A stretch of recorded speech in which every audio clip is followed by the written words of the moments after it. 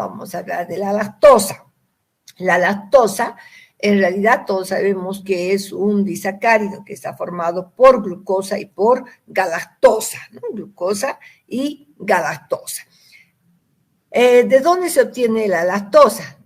Vamos a encontrar la lactosa en la leche, pero especialmente vamos a encontrar en el suero de la leche de vaca. El nombre científico de la vaca es Bostaurus, que pertenece a la familia Bovidae. En este caso, ya habíamos indicado entonces que esa lactosa está formada por una unidad de galactosa y otra de glucosa unidos por un enlace glucosídico 1,4. Ahora, ¿cómo se lleva a cabo este procedimiento? Yo hice una vez una obtención cuando estaba en el CEFAC hace muchos años, hicimos la obtención de la lactosa a partir del suero de la leche, ¿no? Entonces, normalmente se cristaliza a partir del suero que queda después de la fabricación del queso. Todos sabemos que el queso se obtiene por coagulación de la leche, ¿no es cierto? Entonces, y queda un suero. Ese líquido hay que evaporar, después de enfriar se forman los cristales de lactosa. Ahora, esos cristales son redisueltos en agua y posteriormente decolorados con carbón activado y nuevamente se vuelve a cristalizar, ¿no? Nuevamente se cristaliza evaporando pues el líquido hasta que tengamos un sólido. Ahora, ¿qué uso tendrá esta lactosa? Esta lactosa, como todos sabemos, es un alimento puesto que está formado por glucosa y galactosa, moléculas energizantes que nos van a dar, debido a su metabolismo, van a generar ATPs, etcétera.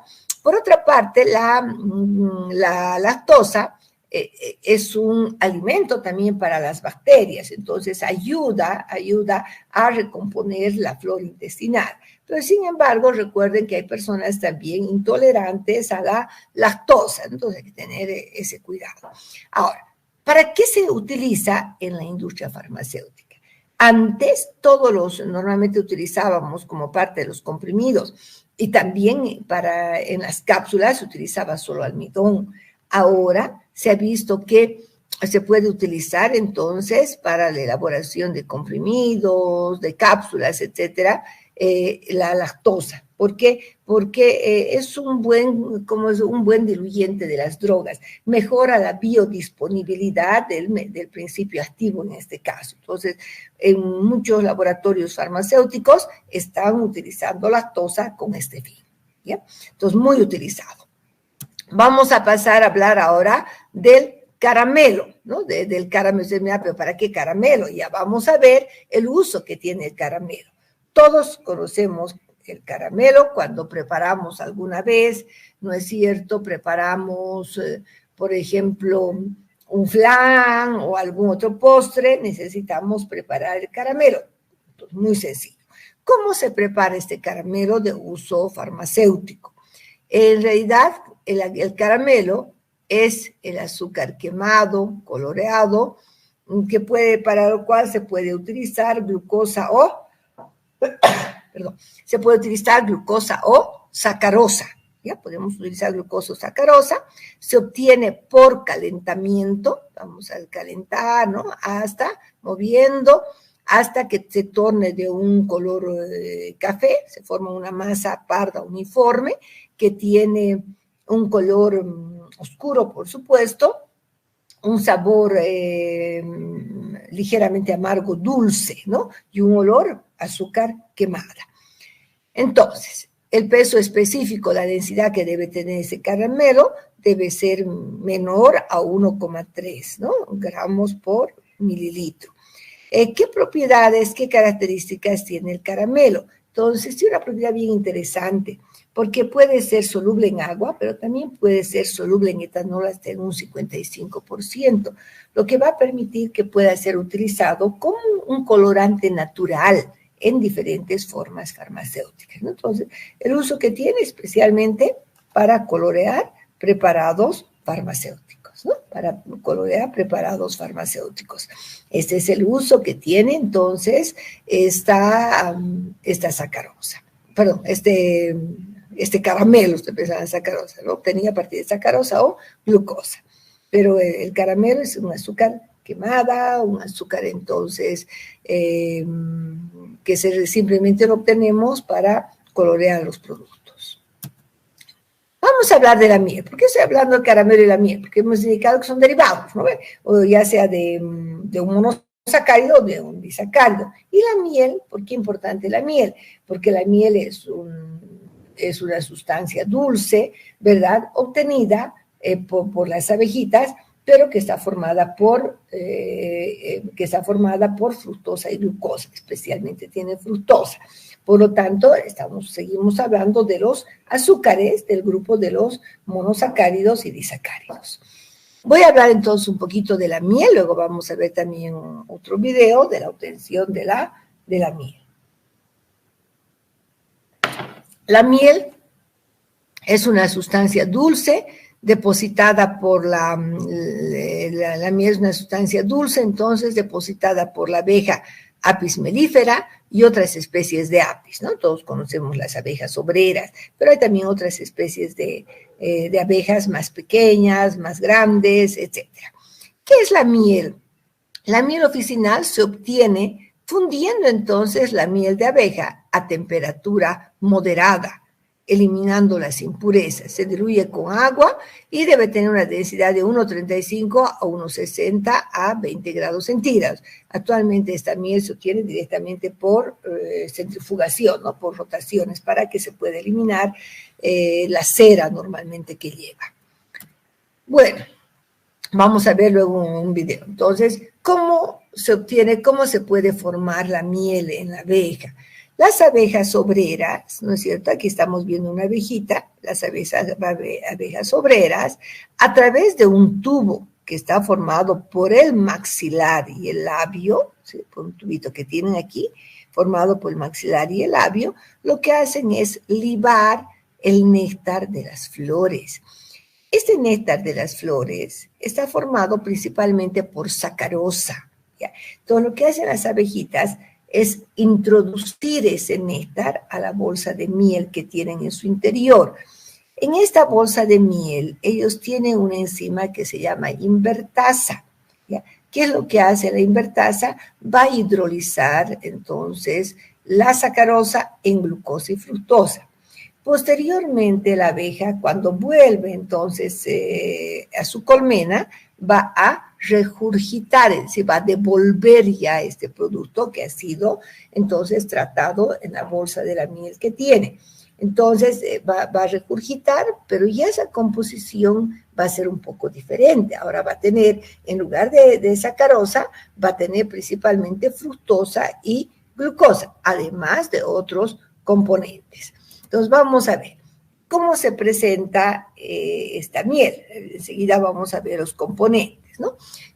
Dependiendo de la zona donde se encuentren las colmenas, vamos a tener diferentes tipos de miel, ¿sí? Diferentes colores, diferentes olores, sabores un poquito variados también. ¿Por qué? Porque depende mucho de la vegetación alrededor donde se va a encontrar precisamente las colmenas. Entonces, se puede presentar con un líquido transparente, siropuroso, muy denso, ¿verdad? De un color amarillo o de un color pardo rojizo.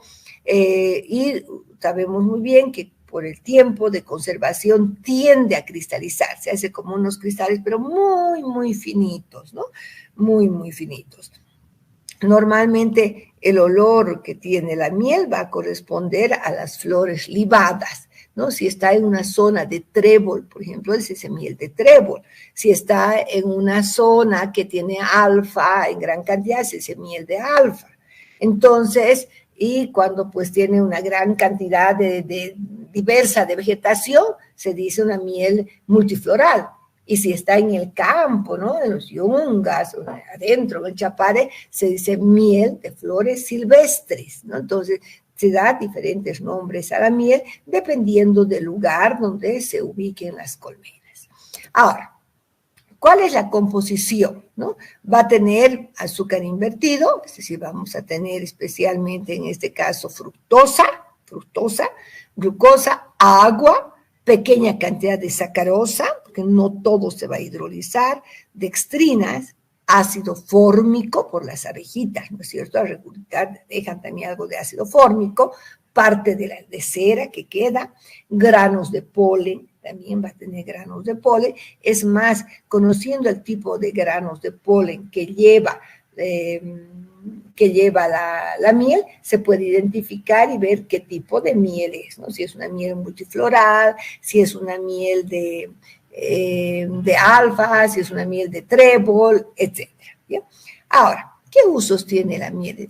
Los usos son fantásticos porque, miren, se utiliza, por supuesto, como componente de alimentos preparados para la tos. Cuando estamos resfriados, utilizamos miel con propóleo, miel con naranja, etcétera. También tiene una ligera acción laxante. Ahora, algo que tal vez ustedes no conocen, la miel también tiene muy buenas propiedades cicatrizantes. En el Brasil, donde tienen una gran producción de miel, han utilizado para poder cicatrizar. Hay estudios donde incluso después de cirugía le han puesto como grampas y han cubierto con una capa de miel para ayudar a la cicatrización. Entonces tiene esas propiedades demostradas científicamente, ¿no?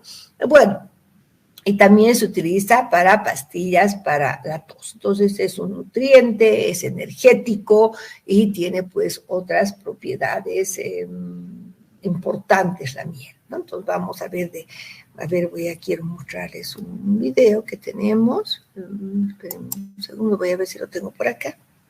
Voy a dejar de compartir.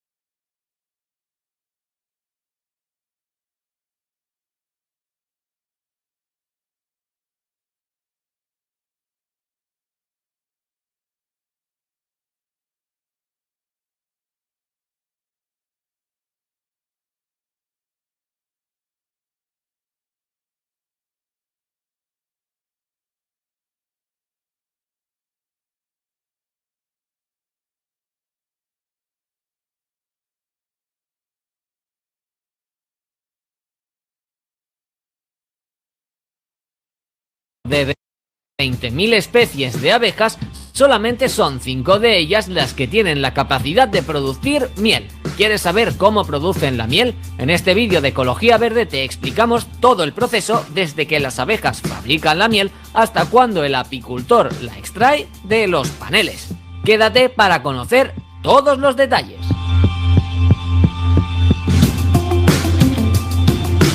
1. Van en búsqueda de néctar. El proceso de la formación de la miel empieza en el momento en el que las abejas obreras salen de la colmena para ir en busca de flores con un abundante néctar.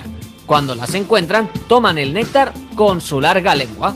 Es importante destacar aquí que el néctar es un líquido con azúcares que segregan las plantas con el objetivo de atraer a insectos como las abejas para que éstas las polinicen. Una vez toman el néctar, lo guardan temporalmente en el estómago de la miel, o buche melario, que es distinto al estómago que utilizan para alimentarse. 2. Regresan a la colmena. Con su buche melario lleno, regresan a la colmena. Allí, con una curiosa danza, indican al resto de abejas dónde se encuentran exactamente las flores que han encontrado para que vayan a recolectar todo el néctar posible.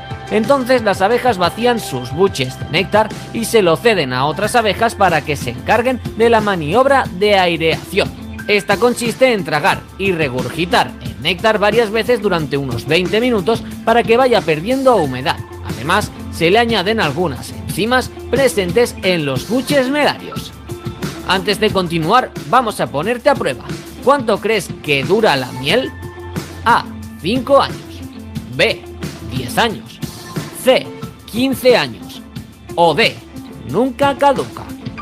¿Cuál crees que es la respuesta correcta? Piénsalo bien, porque al final del vídeo podrás comprobar si has acertado. 3. Almacenan el líquido en los panales. Cuando tienen la consistencia adecuada, almacenan el líquido resultante en el panal de abejas. A este líquido aún no podemos llamarle miel, pues todavía necesita perder algo más de humedad.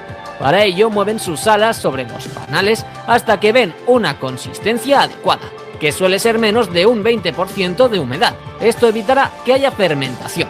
Y por último, cuando ya tienen la miel elaborada, la sellan con la misma cera con la que fabrican el panal en forma de una fina capa que se llama opérculo. Como las abejas hacen más miel de la que necesitan para ellas, se puede extraer cierta cantidad asegurando siempre dejarles alimento suficiente. Pues recordemos que siempre es vital cuidar de ellas. Descubre más sobre la importancia de las abejas en el vídeo que te dejamos en la tarjeta. Veamos entonces cómo continúan el proceso los apicultores para extraer la miel de los panales. 4. El apicultor extrae la miel. Cuando el apicultor recoge algunos panales de miel, lo primero que hace es desopercularlos, es decir, quitarles la fina capa de cera que protege a la miel. Esto se puede hacer mediante cuchillos especiales o con máquinas de cuchillas a las que se les llama desoperculadoras. Después se introducen los panales desoperculados en el extractor. Esta es una máquina que hace que los panales den vueltas rápidamente, de tal forma que la fuerza centrífuga se encarga de extraer la miel del panal. Finalmente, la miel extraída y almacenada en pequeños depósitos se deja reposar durante unos días. De este modo, si queda alguna impureza, esta podrá ser eliminada por decantación, ya que la miel, al ser más densa, se queda en el fondo y las impurezas ascienden a la superficie. Y volviendo a la pregunta que te hemos hecho antes, ¿ya te lo has pensado bien? La respuesta correcta es la D. La miel conserva todas sus beneficiosas propiedades durante muchos años, así pues podemos decir que no caduca. De hecho, se ha llegado a encontrar miel de hasta unos 3000 años de antigüedad en algunas tumbas faraónicas, ya que la utilizaban para embalsamar, y esta estaba en perfecto estado. Ahora que ya conoces cómo se elabora la miel, ¿te imaginas un mundo sin abejas? La triste realidad es que se encuentran en peligro de extinción. En el vídeo de la tarjeta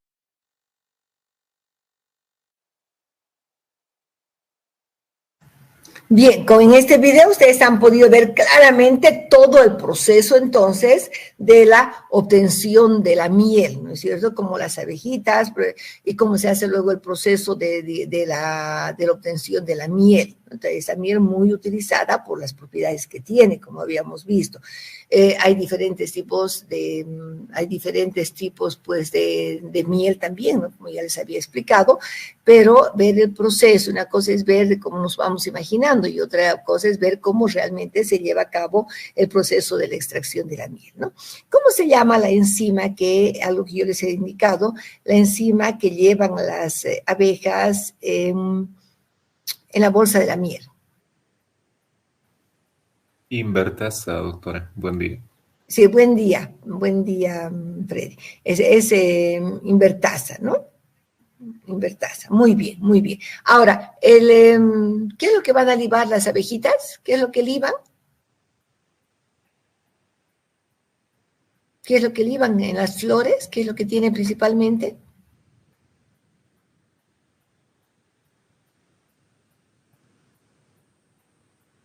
¿Qué azúcar tiene el néctar de las flores?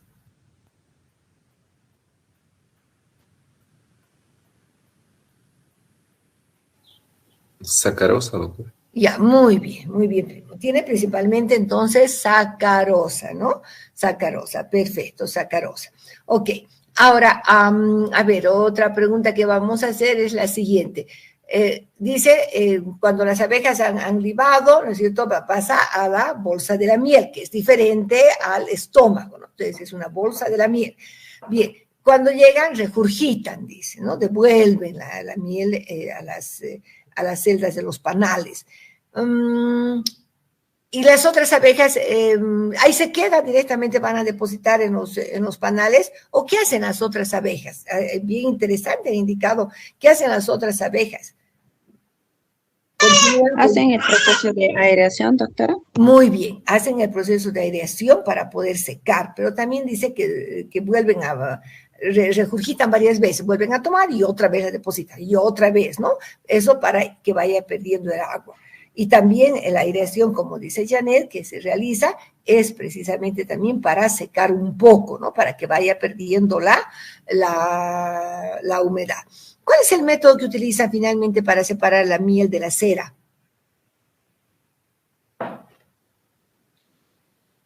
¿Sería el método de descantación? No. Sí y no, pero ¿con qué proceso, digamos? Centrifugación. Muy bien, Danista, por centrifugación, ¿no? Lo que hacen en este caso, debido a la fuerza de centrifugación, van a separar la cera de la miel, ¿no? La cera de la miel. Muy bien. ¿Inmediatamente se puede usar la miel o todavía hay un tiempo, digamos, de maduración que se deja para que se estabilice la miel? ¿O ya inmediatamente después de que se ha centrifugado se separa y se puede envasar? ¿Cuál es el procedimiento que hemos visto que se realiza?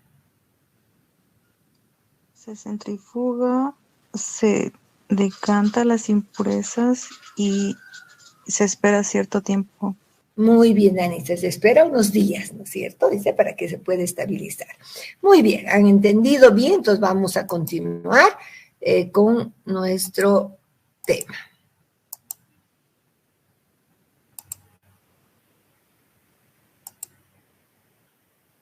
Ahora entraremos a ver los polisacáridos. Fíjense, hemos visto monosacáridos, hemos visto disacáridos, ¿no? Los más importantes, algunos derivados como la miel, como también el caramelo, etc. Y ahora vamos a ver los polisacáridos. Primero hablaremos de los homopolisacáridos, ¿ya? Dentro de los homopolisacáridos voy a hablar del almidón.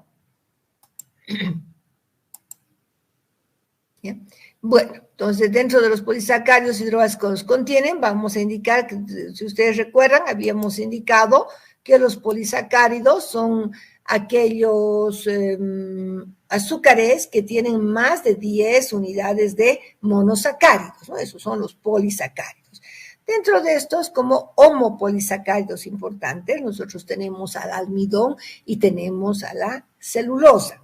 El almidón se considera un polisacárido de reserva, donde vamos a encontrar abundante cantidad de almidón en frutos, en raíces, en semillas y en tubérculos. Nos abunda el almidón, ¿ya? El almidón constituye aproximadamente el 50 al 65% del peso seco de los cereales y alcanza hasta el 50% en los tubérculos. Los tubérculos también tienen una alta cantidad de almidón.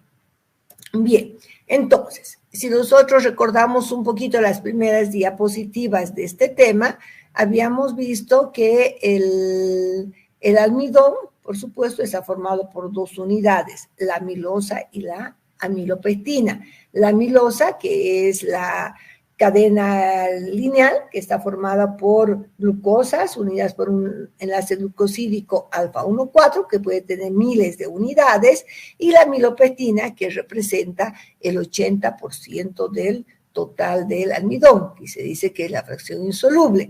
Esta amilopectina está formada por uniones, por glucosas, unidas por un enlace glucosídico alfa 1,4, a nivel de la cadena principal y a nivel de la ramificación, enlaces glucosídicos alfa 1,6. También se puede ver que a nivel de la ramificación, las unidades que se encuentran de glucosa van a ser de 24 a 30 residuos de glucosa, ¿no? De 24 a 30 residuos de glucosa, ¿ya? Muy bien, esa es la característica entonces de la amilopectina. Vamos a ver, aquí tenemos, esta es la estructura entonces de la amilopectina, donde podemos ver unidades de glucosa, ¿sí? Unidas por un enlace glucosídico alfa 1,4, y a nivel de la ramificación, miren acá, tenemos los enlaces glucosídicos del tipo alfa 1,6. Esta cadena ramificada puede tener entre 24 a 30 residuos de glucosa. En cambio, la amilosa está formada solo por esta cadena principal, es decir, solamente glucosas unidas por un enlace glucosídico del tipo alfa 1,4. ¿Okay? Muy bien. Ahora, ¿cuáles son las principales fuentes botánicas del almidón? Nosotros, dentro de las principales fuentes botánicas del almidón, podemos obtener el almidón del maíz. Todos conocemos el maíz como maicena, ¿no? El almidón de maíz como maicena. El arroz que tiene nombre científico de Oryza sativa, el almidón de trigo, de Triticum sativum. También podemos obtener almidón de la papa, Solanum tuberosum, y también de la mandioca, no sé qué es de la yuca, Manihot utilísima, u otros tipos de maniot. También podemos utilizar nosotros obtener una gran cantidad de almidón de estas fuentes vegetales. Vamos a ver el procedimiento del almidón de maíz. Ya luego vamos a ver un video también muy bonito de todo, como en el Perú han hecho una industria de la obtención del almidón, ¿no? A partir de la papa. Aquí podemos ver la preparación del almidón de maíz. Entonces, para la preparación del almidón de maíz, los granos son reblandecidos, macerándolos a 50 grados centígrados durante 48 horas. En una solución de ácido sulfuroso diluido, ¿ya? Permitiendo que el embrión se libere. Al hincharse los cotiledones, entonces van a liberar el embrión, ya se van a hinchar. Entonces se puede liberar el embrión intacto y al mismo tiempo van a entrar en actividad las bacterias ácido lácticas que van a metabolizar los azúcares solubles extraídos del maíz. Ahora, después de este proceso que nos ha llevado un reblandecimiento durante unas 48 horas, estos granos van a pasar a un proceso de desintegración, ¿no? De una desintegración que son, digamos, molinos normalmente a martillos que van a triturar, ¿ya? Posteriormente se hace un separado del gluten. Esta separación del gluten se lo hace por centrifugación, ¿ya? Por centrifugación. Separamos el gluten, que es la proteína, ¿no? La proteína. Separamos entonces el gluten y el almidón. No sé si he puesto un minutito ya. Ya pensé que no había puesto el micrófono. Sí, estamos, ¿no? Sí, está bien.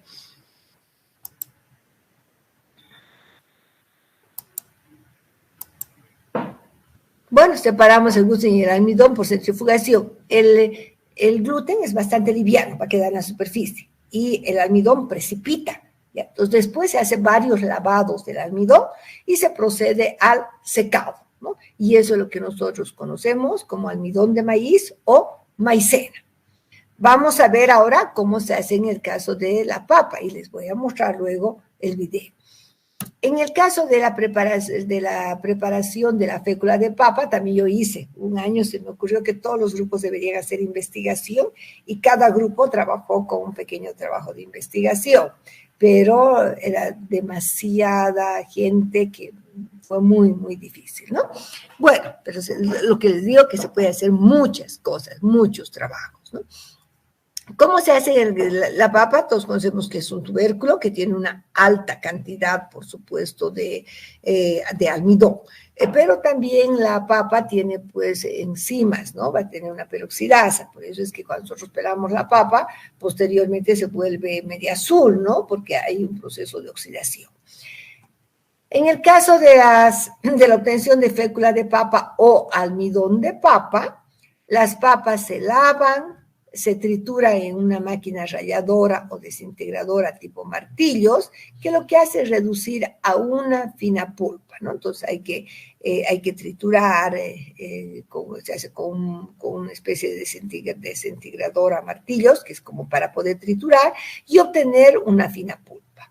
Gran parte de los restos celulares se eliminan mediante tamices rotatorios. Aquí se pone agua, se va utilizando unos tamices rotatorios, la pulpa va quedando en los tamices y solamente el líquido lechoso blanquecino va a pasar a través de los tamices. Ahora, estos este líquido, por supuesto que pasa a través del tamiz, contiene almidón, fécula, tiene proteínas solubles y tiene sales, ¿no? Porque estamos obteniendo todo, ¿no? Estoy lavando con agua, arrastrando con agua, percolando, lixiviando y voy a arrastrar todo. Entonces, ¿cómo nosotros vamos a separar primero las proteínas? Nuevamente, las proteínas se separan por centrifugación. El almidón tiende a precipitar, las proteínas coagulan, por centrifugación quedan en la parte superior como una pequeña película, y para eliminar las sales minerales que podemos haber arrastrado, se hace lavados, ¿no? Lavados con agua, y también se adiciona una pequeña cantidad de ácido sulfuroso durante el tratamiento para evitar, pues, que cambie de color, si no vamos a tener un almidón medio azulito, ¿no? Entonces, se hace un tratamiento y después ya del proceso se llega a neutralizar, ¿no? Porque siempre el almidón tiene que ser neutro para que pueda ser utilizado. Esa es la forma, entonces, en la que se obtiene a partir de la fécula de papa. Yo les voy a mostrar otro procedimiento. Esperen un segundo, por favor.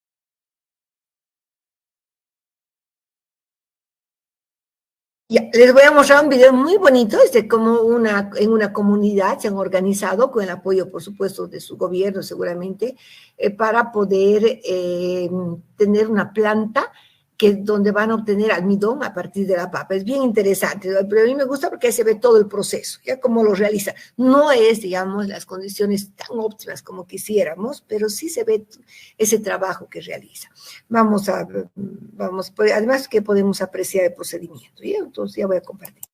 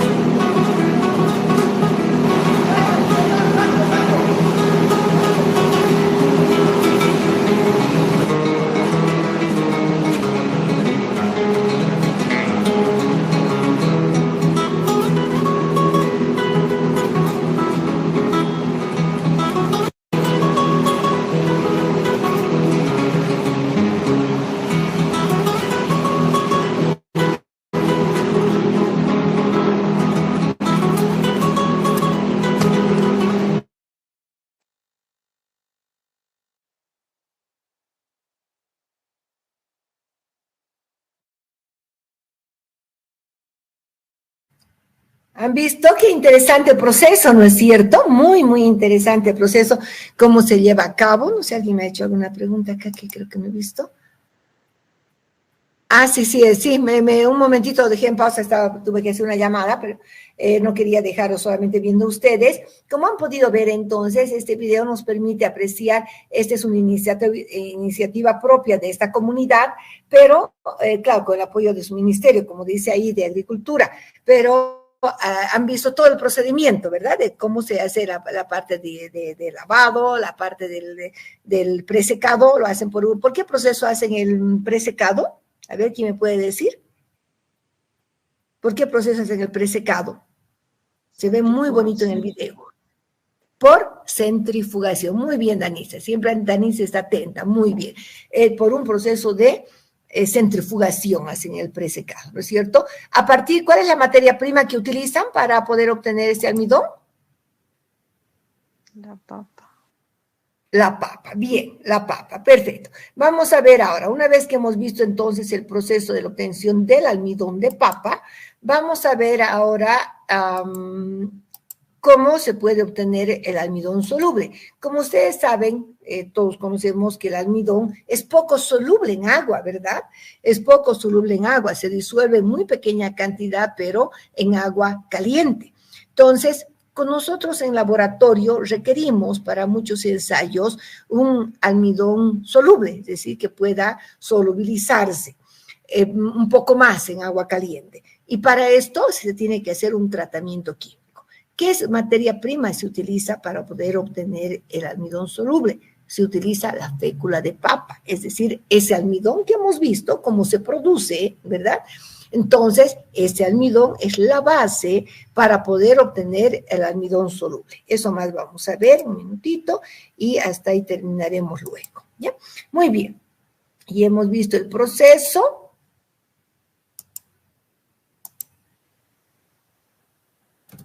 Ya. Antes me olvidaba lo que también ya hemos visto, vamos a ver primero las características macroscópicas del almidón, cómo se presenta, todos conocemos, se puede presentar en masas irregulares o en un polvo blanco muy blanquito, es insoluble en agua fría, forma una solución coloidal en agua caliente, ¿no es cierto? Pues cuando preparamos una maicena, nosotros preparamos con agua caliente, pero se disuelve en una proporción de unas 15 veces su peso, es decir, 1 gramo se va a disolver en 15 mililitros más o menos, ¿no?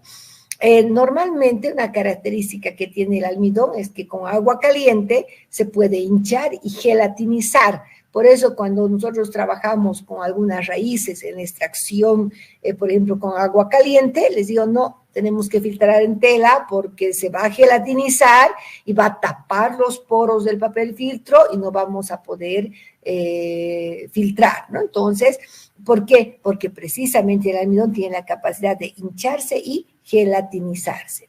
También se puede gelatinizar con cloruro de calcio de zinc o solución concentrada de hidrato de cloruro. Ahora, las características microscópicas del almidón. Normalmente para nosotros poder apreciar el almidón microscópicamente, se puede reconocer directamente, ¿no? Cuando colocamos nosotros una pequeña cantidad, como hemos hecho una valoración microscópica que ustedes también han realizado, ¿no? Entonces podemos apreciar los granos de almidón, pero para poder visualizar de mejor manera, se hace un procedimiento microquímico donde se utiliza el reactivo de Smith, que es una mezcla de agua, glicerina y ácido acético al 50%, relación 1:1. Con esto nosotros podemos decir como una gotita, como ponemos Lugol, por ejemplo, y podemos nosotros visualizar de mejor manera la forma de los granos los granos que llamamos así, de almidón. Varía, dependiendo de la fuente vegetal, los granos de almidón, la forma, por ejemplo, es variable, ¿ya? Bueno, en relación a los usos, ¿para qué se utiliza el almidón? El almidón, más que todo, vamos a utilizar como un vehículo, como un excipiente, pero en el campo de la farmacognosia, estas sustancias que tienen una propiedad como excipiente, que van a ser parte, por ejemplo, de un medicamento, también se consideran drogas, ¿ya? Entonces, vamos a indicar que el almidón encuentra una amplia utilización en polvos desecantes, ¿ya? Se puede utilizar en forma de mucílago, se utiliza como emoliente de la piel, como antídoto en el tratamiento de envenenamiento por yodo, porque lo que hace es captar, digamos, el yodo para que se evite su absorción. Y pues se va a utilizar especialmente en la industria farmacéutica para la elaboración de cápsulas, como desintegrante de comprimidos, ¿no?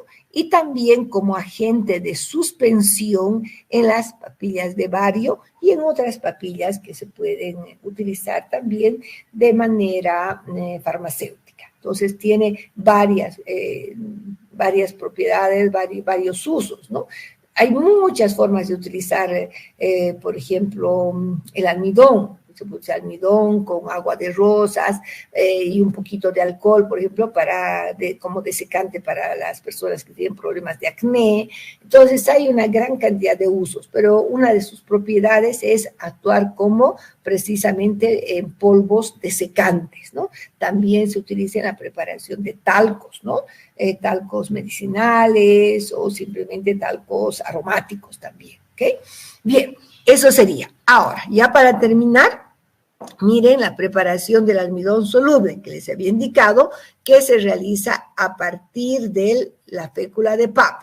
¿Cómo se hace? Esa fécula, ese almidón de papa, que todos ya hemos visto, ya conocemos, entonces se hace un tratamiento con ácido clorhídrico, pero no se utiliza ácido clorhídrico muy concentrado, ¿no? Se va a dejar en contacto con una solución de ácido clorhídrico y posteriormente se va agregando una pequeña cantidad. Primero se deja una media hora, se hace una prueba y hay que ver que forme ya una solución, prácticamente ya no una solución turbia, sino una solución transparente cuando se coloca con agua caliente, ¿ya? Entonces, de esa manera, nosotros cuando ya ha formado una solución límpida, transparente, con agua caliente, ya tenemos el almidón soluble. ¿Pero qué es el almidón soluble? No es nada más que un almidón ligeramente cortado, ¿no? En eritrodextrinas, en dextrinas, etcétera, se ha cortado un poco con la finalidad de mejorar su disolución, ¿ya? Es de esa manera que actúa el ácido clorhídrico, ¿ya? Normalmente el almidón tiene poco poder reductor frente al reactivo de Fehling. Ahora, ¿cómo yo sé que ya tenemos un almidón soluble? Se hace una prueba, ¿ya? ¿Cómo se realiza la prueba? Se utiliza hidróxido de potasio al 5%, ¿ya? Y nos debe dar un color amarillo, ligeramente amarillo. En cambio, el almidón no tratado, el almidón no soluble o poco soluble, no me va a dar color, ¿ya? En cambio, el almidón, cuando ya hemos alcanzado la solubilidad, con hidróxido de potasio nos va a dar un color ligeramente amarillo, ¿ya? ¿Qué usos tiene este almidón soluble? Se utiliza como sustrato para determinar la actividad de la amilasa salival o también de la amilasa pancreática, ¿no? Entonces, para eso, que tiene un fin netamente, especialmente para ver el diagnóstico o ver actividades enzimáticas, ¿sí? Muy bien, hasta ahí entonces veríamos y quedaríamos en la inulina,